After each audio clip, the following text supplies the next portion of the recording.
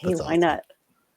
I have Okay. a fan. How's that fan noise? Does it seem okay? Hello, everyone. We are live, I presume, because it says I'm live. We'll find out. We definitely will. We definitely will. So if anybody has any questions, just go ahead and ask away.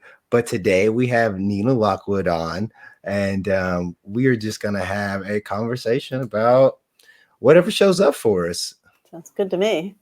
So tell us a little bit about yourself so that we know who you are. Well, let's see. I was born at a very early age. And from there, oh, golly, let's see. How can I condense this? I am a coach and an artist. I do a lot of abstract collage work that involves using electric sanders. Just to throw a little bit of fun in the mix. And I live in upstate New York by a river. And we have eagles and ospreys, and we're right in the middle of the promised land. Oh, so you're pretty close to Jason then. I don't know. I'm in Where are you, Rochester. Jason? Where? Up Rochester. Oh, yeah. That's about 6 hours from me. I'm in just outside of Saratoga Springs. Nice. Yeah, they say upstate, and it's like, oh, it must be my neighbor. Yeah. That's right. what I thought. I think, Well, okay, upstate. It's all relative, right? Exactly. Yeah. I'm we're in all Texas, neighbors. and people are like, well, that's very true. We're all in America, so there's that. Yeah, there's that. There is that. So you said you were born a long time ago. That's a perfect reason to like have you in the discussion. Good. Right? Yeah, I don't know how much age can contribute to the wisdom of our conversation, but we'll see. Well, maybe it'll just be humor. Hey, we need a little of that right now, just the same. Oh, golly, do we ever? Man, Jason, how are you? I haven't got a chance to say hello to you today. I'm great. I just had an awesome experience. Using some of these, putting the principles to work, seeing them in action. So maybe they'll come up in the conversation today. I don't know. Ooh, that's gonna be kind of cool. That'll be fun. I think they come up all the time, don't they? In one way or another. Yeah, sometimes more obvious than others, right? Indeed. Yeah. Sometimes louder. Right. So if y'all don't mind, I'd like to start off with a conversation that I've been having with some people in my family here recently. So I feel like I have a unique experience of, America, just being right here in the middle of Texas. So I'm not in a big center, I'm not in a big hub. I'm not in California, not in like what is it? They call it downstate New York or just New York City? New York, yeah. So like my standpoint is, I encounter actual racism on a daily basis. When I worked at UPS, I could tell you stories of people following me miles to tell me that they were going to shoot me. I could tell you stories about people stopping me in the road to tell me certain things. I could tell you story after story of how direct racism has affected my life. But at the same time, my children are mixed. And so like my experience is like, I understand that there's a lot going on and people are upset and but on the other flip side of that, like if things go to a level where, say, the military gets called in, and that's the saying, like, hey, we're going way extreme. Like, who's coming to save my kids in the middle of Texas? Not any of those people that are rioting and causing all these, like, all the commotion, right? And so what I've noticed is like every couple years something happens in the media that really sparks up this debate on racism. And what I've noticed in my life is that like it's fueled by anger. And the moment the anger is gone, the movement is gone. Nobody's talking about it again. So my standpoint is like, how about we just have a like civil discussion starting from the point of we all live in America. So like, let's just start there. Me and Jason talked last week about a tree base, a trunk, which, hey, these are the things that we have in common before we start branching out and really start talking about other things. I just laid that on you guys. I don't know if y'all heard anything in that for yourselves, or if you want to comment on that in any way. Well, I'll jump in. I think that, you know, in one sense, I'm probably the last person to ask my opinion about it because I'm a white woman and I have never been discriminated against because of my skin color. And to say women are discriminated against, yes, that is true, but there is no comparison. It's apples and oranges. What I am starting to notice, which I think is really wonderful, is that there are more, I'm seeing in social media now, more willingness to have conversations that have to do with understanding and really listening. Yes. And that, to me, seems different than it has in years past. And maybe this is a consequence of being in a world where, at least in the United States, where violence has been used as a weapon and openly encouraged by certain factors who shall remain nameless. And that this expansion that I'm seeing of people actually being willing to talk about what's going on, white people being willing to talk about it, and organizations that are standing up for Black Lives Matter. I find that really exciting. And I also find it really exciting to live in a time when everything is up in the air, so that we have to find our own way. We can't rely on institutions anymore, and we can't rely on the government anymore. Yeah. So, new territory. Yeah, I was kind of thinking about it a bit today, you know, and it's like, Nina, you have your style and the things that you choose to do and all your preferences. Danny, you the same, right? And I have mine, and I can only decide for myself. And I think that is the key, is working on ourselves, seeing what's true for ourselves. But together, we are all the United States, so we all get a say in how it is run. I thought that was kind of interesting. That was a new thought for me there. Danny, I really liked what you said, is like the base of this is anger, right? And this anger presents itself as racism. It presents itself as road rage, as spousal abuse, discrimination against anybody at work, right? And I think that's the big key, is it's all based on the misunderstanding that we're acting on our thinking instead of acting on reality. And the way that we see is not always right. It feels right to us, and that's why we're acting this way. But if we could see that we believe it this way, and that's why we're doing the things that we're doing, we can start questioning those things, like, oh, maybe I do have it wrong. Maybe I'm not clear enough here. Wow. I love a couple things there. You just tied in last week's conversation, or last conversation, with what you just said, Nina. And Nina, I've just had a conversation with a couple of other of my friends, and I keep hearing people say the same kind of not the same thing, but kind of the, like, I'm not in a position to talk on this topic because I am not the person that has been oppressed by this. And the way I'm seeing it is I think it's valuable to hear your experience, because when you were younger, things did not look the way that they look now, right? So, like, there's so many people that say, okay, I can look at Nina, I can look at Jason and say, wow, like, you look like y'all guys are racist, upstate New York, like, y'all fit the bill. But I know you. And I know that, like, that is not who you are at any point in your life. Like, I mean, maybe, I don't know. But what I mean is that when we see that we are all America, and that it is not just that, oh, this racism thing is here and we need to address it right now. What I like is what you said, is like, we have been seeing a lot, like this talk show right now that we're doing right now. This wasn't possible 15, 20 years ago. Like people just weren't sitting down and weren't talking about this kind of thing. And it's possible now. So I'm excited to see what's moving forward and how things are handled, because your standpoint, Jason's standpoint, and anybody else's standpoint out there, I believe is just as valid. So that's just where I'm coming from on it. Yeah.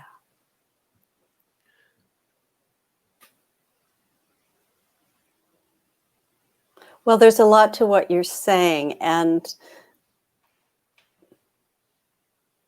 what I think is that I've seen is that, to Jason's point, there's so much reacting without stopping to think about what's being reacted to. And there's so much suffering in that. There's so much suffering in that. And that without being able to see all sides of a story, is that kind of polarization happens that just makes people more reactive. That's why I'm wanting to have this conversation. Yeah. Because as Jason's saying, what's going on here was exactly kind of sort of that same thing that was stirring during COVID, just in a different way. Yeah. And it's the same thing that's happening whenever I'm angry with my wife, or if I'm angry with my spouse, or whatever the case may be. Like some of these same things that are occurring right now, like we see things a certain way. And then as we cool down, as our thinking kind of time, maybe sometimes it's even time, like goes by, we're like, oh man, like shouldn't have said that. And I'm thinking specifically about conversations I've had with my mates, right? Like that, I don't know how come I always take it back to that, but I do. I see it. This looks exactly the same, just in a different way to me, as being in a fight with like even a friend or whatever. Like, okay, like we're butting heads because I'm upset, because you're upset. And the moment we're both not upset, like neither one of us see it the same way. Like, man, like let's go have a beer together, man. Like, my fault. And so like this conversation is valuable because it's almost like, hey, let's crack open a beer together. Yeah. I think, to your point, I think what's also really important to remember is we're only getting snippets of the picture of what's happening. And we're getting it from different sources that have different perspectives. So, it's not anybody's guess what's really happening out there, but really the perspectives, if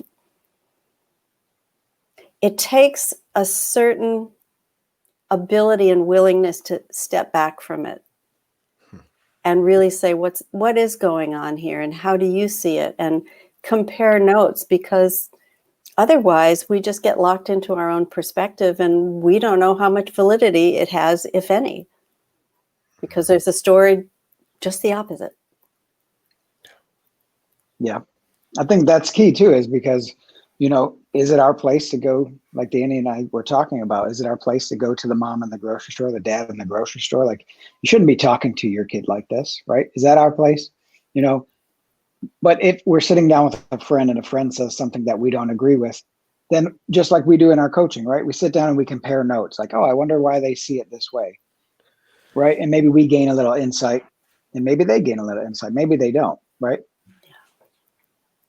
See, go ahead, Nina. Well, what I like about what you're saying is a willingness to invite understanding and commonality.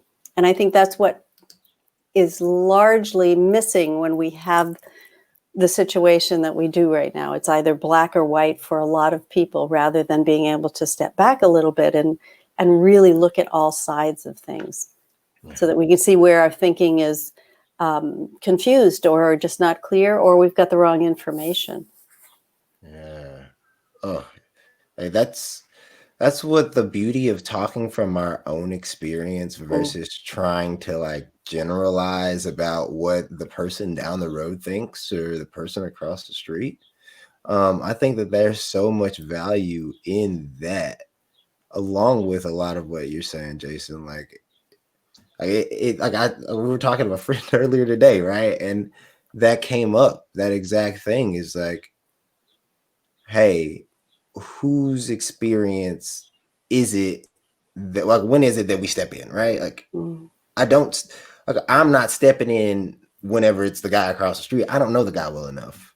But like, if I'm now understanding what they mean by like white people white people like say something, like what they mean is like, okay, like there used to be, like, my friend's a Mexican and he goes, like, people used to tell me beaner jokes. And like, I'd be like, haha, that's funny. But what he means is like, there's other white people there. That's a good opportunity to say, hey, that's probably not right. And I'm starting to see that happen more. And that's what I'm loving is like, when people are saying, okay, like before, okay, yeah, it was funny. Maybe it was not funny, but like it was socially agreed upon that we're going to laugh. And like, if I say something about it, it's me overreacting. But I'm now seeing that those people are like, oh man, like, that's not cool. Like, that is like, so that's, I don't know if I said anything there, but that's been my experience. Well, okay, so someone talks about a fellow friend, right? The friend leaves the room like, oh, she's always talking about this, right? Where's the line? Okay, so, or they're talking about their boss at work. This person is a real jerk, right? Is an ass. He's cheating on his wife. He's doing this. He's doing that. Do we tell them, hey man, you can't be talking about people like that? Still a good question. What would you do, Jason? Well, I don't know, because I've heard different ways, right? And I've been in experiences where there's a joke made and just nobody says anything and there's an awkward silence. Yeah. And it's been enough where it's like, hey, I mean, at a younger age, right? Whether I've joked about another person and what they're doing or how they always wear the same shirt all the time, there's an awkward silence. And it's like, you know what, maybe I don't want to be that person who talks about other people, right? So I think there is actually some value in that as well. It's just I'm not participating in that. I won't say anything at all. I'll just remain silent. And if that makes a change for somebody, maybe it does. Man. That's interesting. I think that whenever we say to someone, you can't do that, the response is going to be, oh, yeah? Yeah. Says who? Yeah. Oh, my gosh. And if we look at... Yeah, go ahead, sorry. Jason. Go ahead, Danny. No. I was just agreeing. Like, I'm over here just like, I'm seeing new things as y'all speak because, like, I do have a specific slant on things, just like each one of you do. So whenever I'm hearing what you guys are saying, I'm getting the opportunity to take another look, if that makes any sense. Yeah.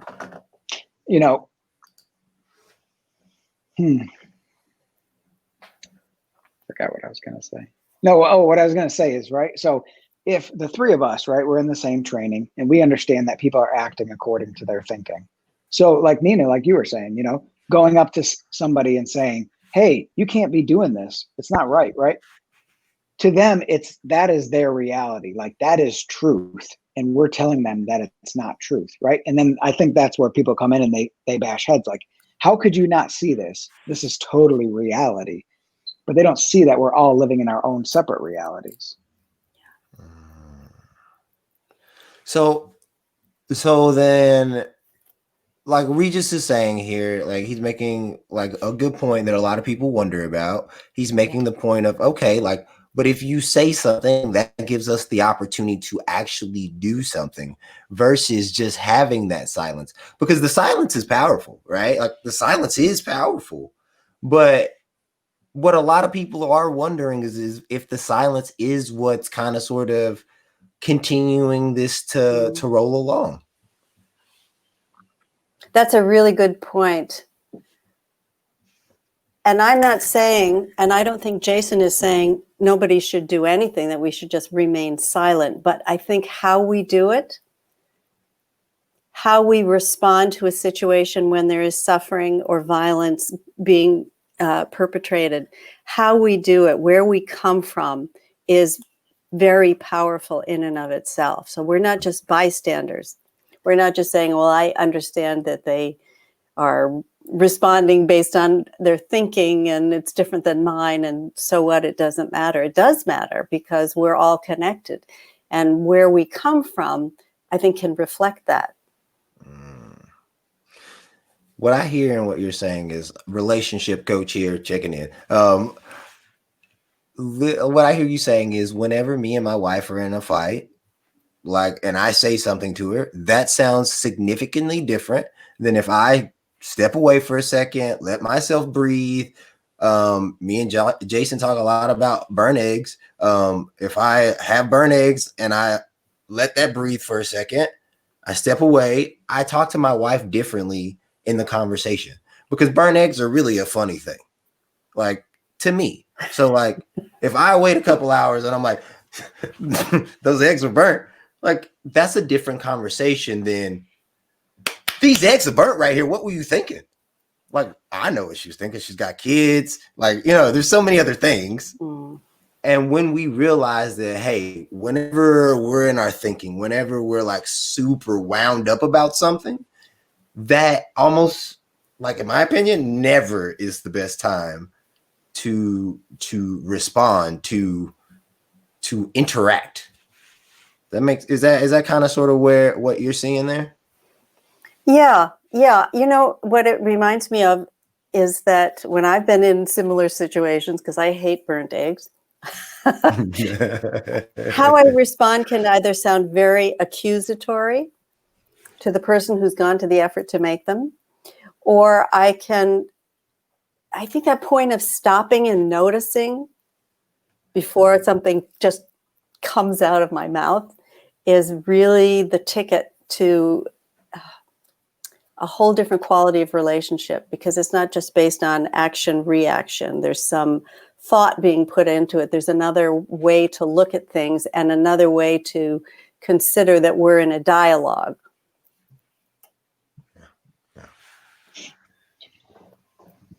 Definitely a sticky situation, and Regis says, but wrong is wrong, right?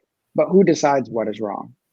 The nature of wrong is in the person, right? So I may see something as wrong and somebody else is like, I can discipline my kids however I want, right? So if wrong is wrong and I see it as wrong, I have to approach the parent in the store and yell at them, hey, don't yell at your kid, So, and I'm not making a statement on what needs to be done in that case. All I'm saying is wrong is determined by the person, right? And then where is that? Where's the line? Here's a great example. Here goes one of my UPS stories. I love telling these. So, like, again, West Texas, 3 hours from Dallas, which is the closest big city. I then drive an hour to a city that is the biggest city within an hour. And then from there, I drive 20 minutes out in the middle of nowhere, and I'm driving down a dirt road, literally the middle of nowhere. And I'm driving down the dirt road, and I mean, I'll be honest with you, I'm going probably 45 miles an hour down this dirt road, because doesn't matter. Going 45 down this dirt road out in the middle of nowhere, some guy comes and follows me a good 3 miles, catches me, follows me, and then stops me at the stop sign to tell me that if I speed down his road again, that he was going to shoot me. And so, like, he thought it was wrong for me to drive down the road, and what looked right for him was for him to break every law there is to go tell me this while I'm doing my job, which, like, yeah, going 45, maybe I should have been going 35. I agree. But, like, where is wrong? Where is right? People feel like they should step up and say something in that instance, but, like, can I tell him that he's wrong for me not? Like, what happens if his kid is in the middle of the road that day? Like, that's how I saw it in the moment, right? So, like, is he right? Is he wrong? Should he did it? Should he not did it? Like, that's kind of sort of like everybody. What looks real to them in the moment looks real to them in the moment. And so, who are we to tell them, hey, like, what you did there is wrong. All we can do, in my opinion, is show them a different way, show them something different. Like, I don't know if that guy went home that night, told that story to his wife, and his wife was like, that is the dumbest thing you've ever done in your life, and then never did it again. I don't know. But I was silent in the moment because, well, was I supposed to tell this guy, man, you being real like sketch right now, sir? So like, that's kind of sort of where I'm at with the whole thing. So it's very interesting that you guys say the way you say it. Like, you're saying like, hey, like, where is that line? Even at the office, like, I'm giving you a really specific story. That's a great question. Was I supposed to tell that guy in that moment, man, like, hey, this is pretty racist what you're doing here? Or was that my view of what he was doing in the moment? Well, I've got a good story for you. I live out in the country. I'm in a pretty rural area, and we had satellite for years because there weren't enough people, and Time Warner didn't want to put in the cable. And so Spectrum came in, and they were starting to put up fiber optics. So one evening, this fellow comes to our door, dark, and his name is Mo. His name is Mohammed Khan.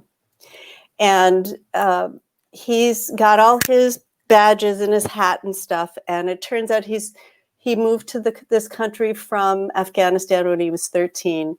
He is a history teacher by day. By night, he sells Spectrum services. So coming to New York and living in Brooklyn, he was a pretty savvy guy, very swarthy looking. And because we live in a rural area, it's quite conservative. And he told us a story about how he had been in the area, and he and his supervisor had gone to a house that had a Confederate flag in the front. And the supervisor is saying, I don't think this is a good idea. So Mo goes up to the door, knocks on the door. This man comes out and looks at him. They say, we're from Spectrum, and they have all their gear. And the guy looks at him and he says, oh, you're one of them. And Mo knows exactly what he's referring to. But he says, oh, you mean the cable guy? And the man at the door says, no, 9/11. And the supervisor is pulling on Mo's jacket. Excuse me, like, let's get out of here. And he wouldn't.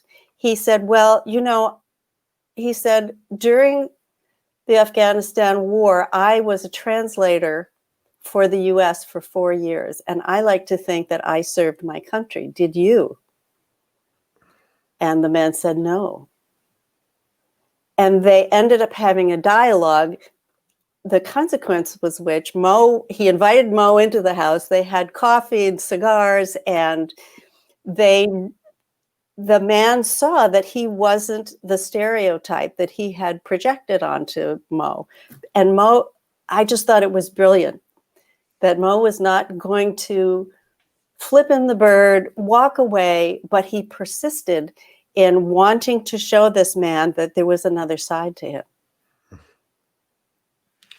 That's an amazing story. Isn't it? I love that. And I love that. And I'm filling in the blanks here, right? But I'm assuming that Mo probably had this happen a lot, right? And he can understand why people would feel this way because of what happened. Yeah.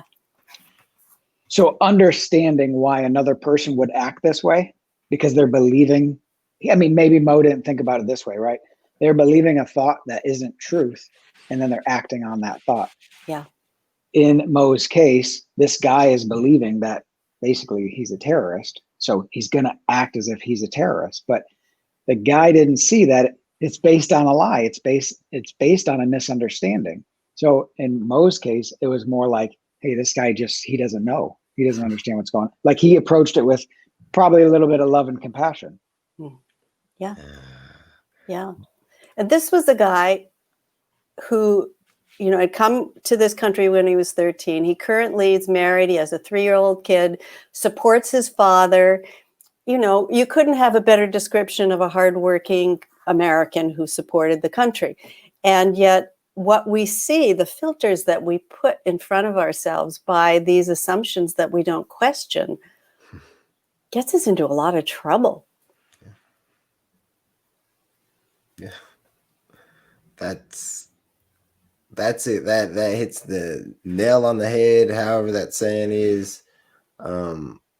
Because like just hearing your story, I know so many stories of situations like that where like we have unquestioned thought. Jason, I know you know a good quote about this. I'm horrible with quotes, but like, do you know what quote? Do you know what quote I'm talking about?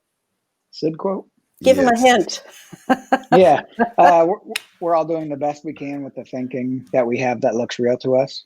And Boom. Epictetus says, if we saw differently, we would act differently. And that Mo story is that guy now seeing differently. So now he's acting according to his new reality because he was able to see differently, right? And maybe that guy now is like, wow, I didn't realize, like, I'm acting according to something that looks true and it wasn't, right? Maybe that guy would never treat somebody like that now in the future because he sees differently. Yeah. And it's as simple as just being open to the experience of life.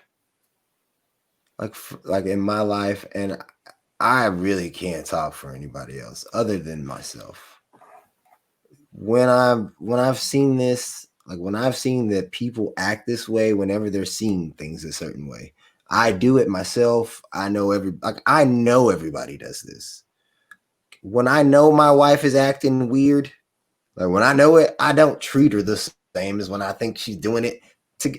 Better yet, my children, my twins. Whenever I think the twins are like being malicious, and I used to think my daughter was a terrorist in the middle of the night, when I used to think that, like I would respond to her like she was that.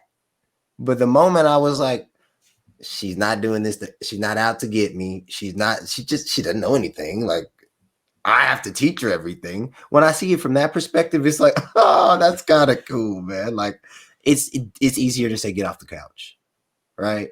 Like, get off the couch. Hey, get off the couch.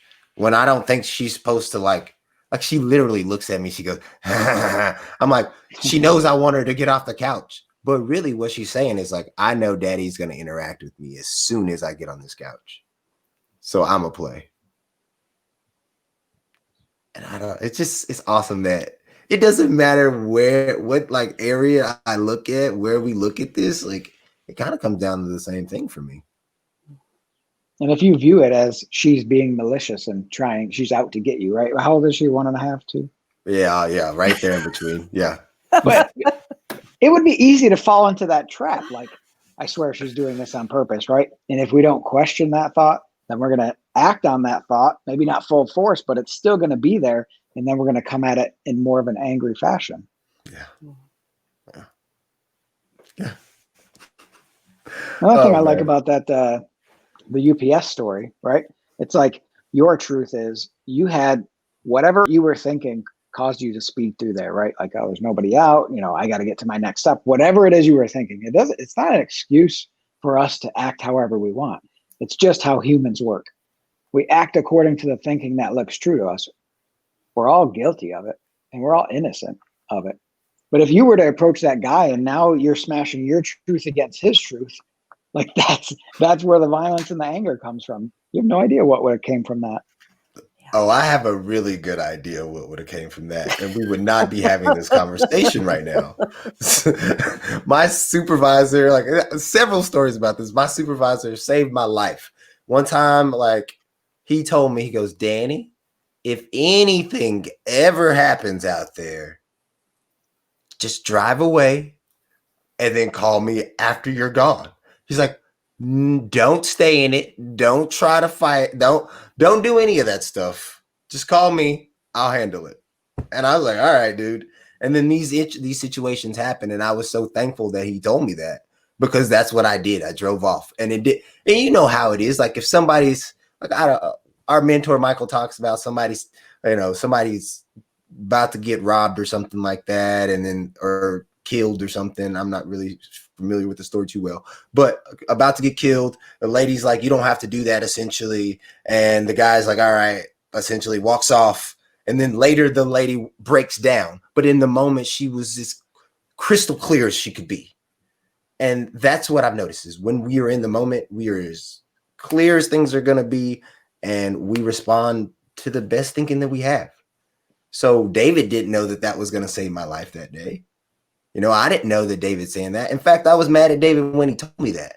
He was like, I was thinking, David, you don't understand what's going on out here. And he understood just perfectly.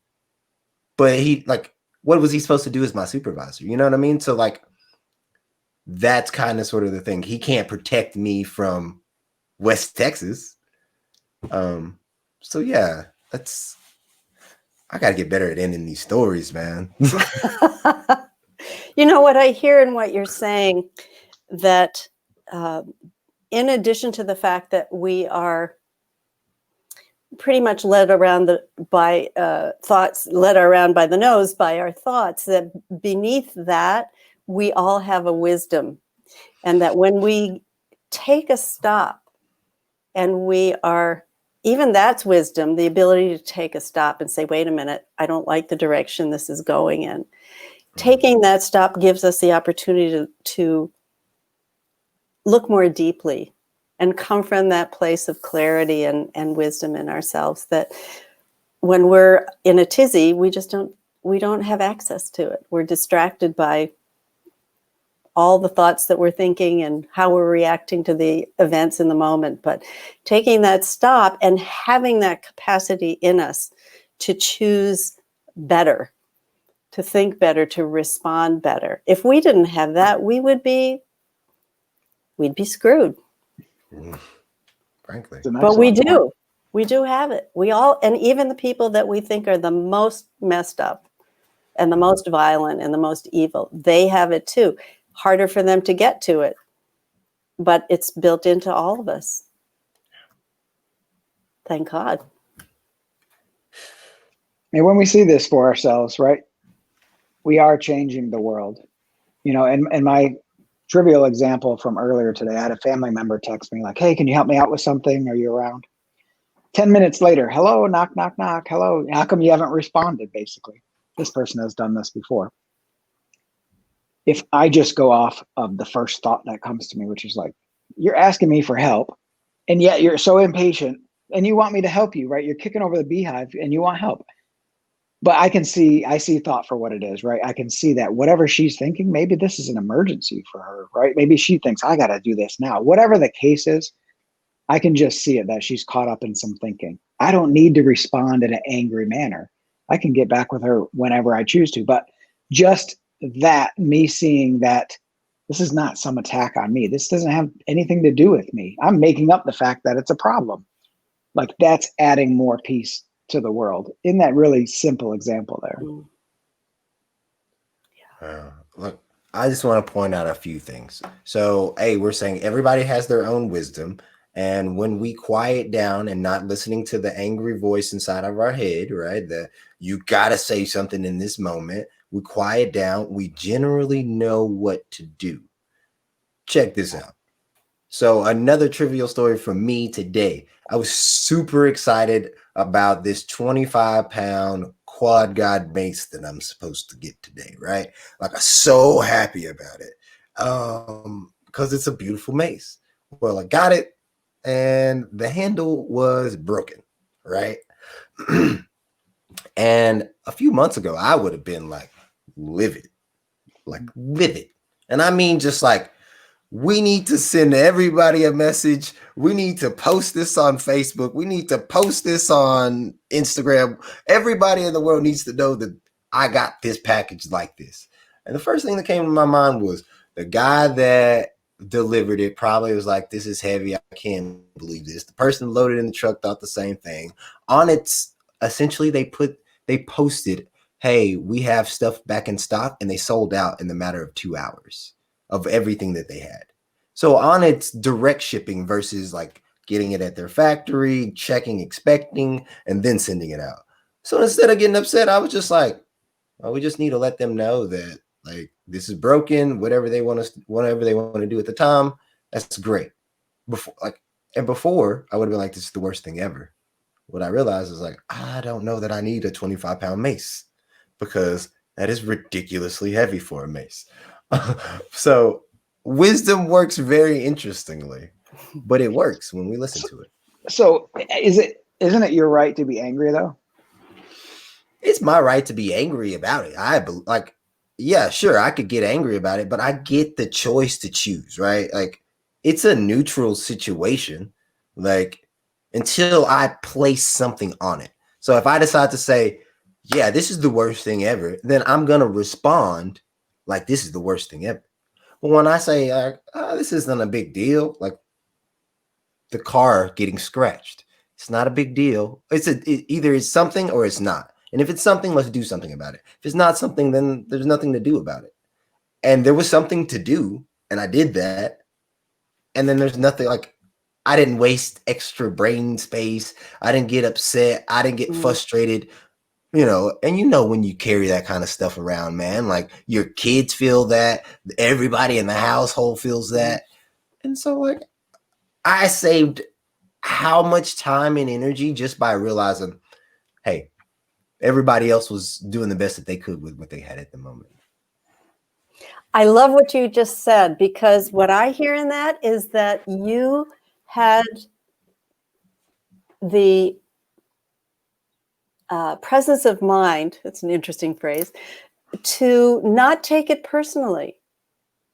And I think that's where I see this in my own experience all the time. When I take something personally, I get pissed off. You did that to me.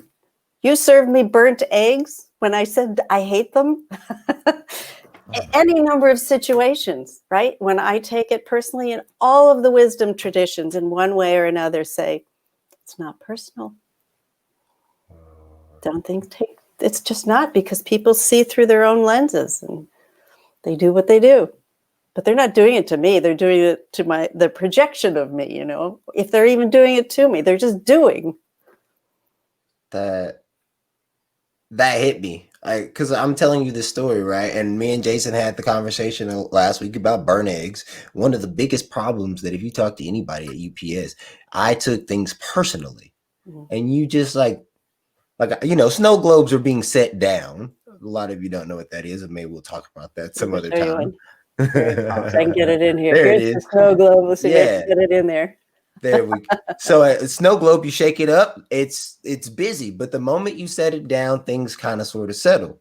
Well, that's kind of sort of like our thinking, right? Like, we settle, but like insights, things that we see new and fresh. Like, I noticed that whenever I wasn't angry, like, things came off better. That's a snow globe set down, right? But we have, like, pretend like there's like an infinite amount of snow globes inside these snow globes. So, like, as soon as you start seeing clearly, like, oh my gosh, I set one down, boom, there's another one, right? But that's the beauty of it, is that, like, you just helped me to see that, like, oh wow, that has been true across the board. Whenever I take things personally, I have the right to be upset because you're doing this to me. It's powerful. And when we don't even realize that we did it to ourselves by believing the thought that you did this to me. Right. Or it even had anything to do with me. Yeah. I'm not sure what you were spot on about, but I want you to see that. Well, I was seeing something about the snow globe yesterday, and it was like the default state of a snow globe is settled, right? So, and then that is where fresh stuff comes in. And for me, I always have something going on. And I did spend a little bit of time in that settled snow globe place. And it was so interesting, all the different ideas and just things that were coming to me because I wasn't filling the space, right? And when you were talking about the snow globes, it reminded me of like the dirty window. When the window is clean, we can see the situation so much more clearly than if they're spotted with anger and hate and this shouldn't happen or whatever, right? Like your story about getting the package. Yeah, go ahead and get angry. But the thing is still damaged, right? Even if you got angry about it and got all fired up, you're only hurting yourself by that, right? The thing's not magically repaired at that point. Yeah. And then I'm sending that message to whatever company it is. I hope I didn't say. I'm sending that message to whatever company it is, and it's like, you guys are the worst company ever. And they're like, it's a pandemic, and they literally gave a discount when nobody else had supplies. They were like, here's a discount. So like they were doing not only right by their customers, they were doing the most that they possibly could for their customers. Mhm. And so like it's just really cool to see, like, for myself in my life, like when I don't take things personally, when I understand that everybody's doing the best that they can with whatever it is that they have in that moment, they're like, things look different. And there's more possibility, Oof. right? Yeah. Infinite. Yeah. And that's very cool. Wow. And if anybody's like, what the hell are these people talking about? Right? Reach out to one of us and let's have a chat about it, because this stuff is a little bit, at first, when you first hear it, it's like, I'm not going to just let people walk all over me, but that's not what we're saying, right?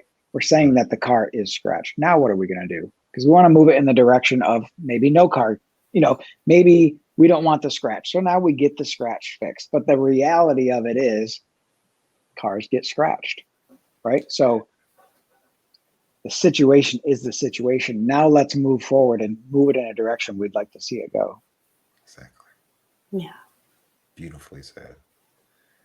I think that is, talking about what's going on in the world right now, I am starting to see this more and more. I guess I said that in the beginning of this call, is that I see what's emerging is more people willing to be engaged without having a set outcome, that they're willing to explore more, that they're willing to listen to people who are so angry that they can't see straight without taking it personally, and just being there for them. And that capacity for listening and for presence is so healing in and of itself. I mean, we all know that. We've all had experiences where someone has taken the time to listen, whether we were crying or screaming or whatever it was we were doing. And that capacity is equally present right now, even when there are so many voices who are just out and out refusing to have a conversation. So there's a really interesting interplay of wisdom and a lack of wisdom. And that's how it has to be, right? That's the nature of the game of good and evil. You got the good part coming in, then you got the bad part coming in, and who's going to win? And you can't skew it too much because you got to have enough of a game in there to make it really interesting. But for me, what I am seeing more is that people are willing to come to the table. So that capacity for wisdom and for connection and for recognizing that we're all in it together, that potential for raising the consciousness of all of us is present here. So there are higher forces at work. That's beautiful. Like what both of you said, like so beautiful. Like so many things came to mind when you were saying it, and right now in this moment, all I have to say is like, that's beautiful. There's nothing, like, I don't know what there is for me to say other than like, let's keep having the conversation. Let's just keep like doing things like this, sitting down with whoever it is and discussing whatever it is and seeing what comes up. Just like you said, like not having a specific outcome. And it just came to me what I was thinking about. It was life being a game versus life being a dance. And a lot of people are using life as a game right now. Like people think that this is a game. Like, and when it's a game, you're either winning or you're losing. There's somewhere to get. Like, I'm trying to get to this level. I'm trying to get there. But when I've started to see life as a dance, life as this like intricate weave of ins and outs, ups and downs, like I realized that there is no wrong steps in a dance.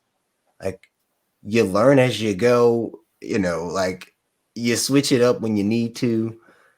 And that's just what I'm seeing. That's what I've seen through what you both have been saying and through our whole conversation is wow, like it's a dance, and like let's dance the dance. Jason, Yeah. any last words, man? Yeah, I see what you're saying. I think I see what you're saying, right? It's an evolution, right? We are progressing, right? We talked about that last time. We're not going and pillaging other villages and killing everybody and stealing all their stuff, right? Like, and Nina, what you said, right? It's even this conversation here, and I'm so grateful for it because I think there's a lot of people out there that they're like, what do you mean racism? That's not a thing anymore, right? They didn't even know a lot of this stuff was going on. So the protests, all of these things are just raising the awareness, making people more aware of it. Like, holy crap, I didn't even know that was going on, right? And then from there, taking action, being aware of it, just like any of our things that we'd like to change about ourselves. If we're not even aware of it. Like, oh gosh, I didn't even realize I was saying this word wrong. The awareness, the noticing is the first step. So this, Yeah. yeah, I think that's huge. Nina, anything you'd like to leave them with today?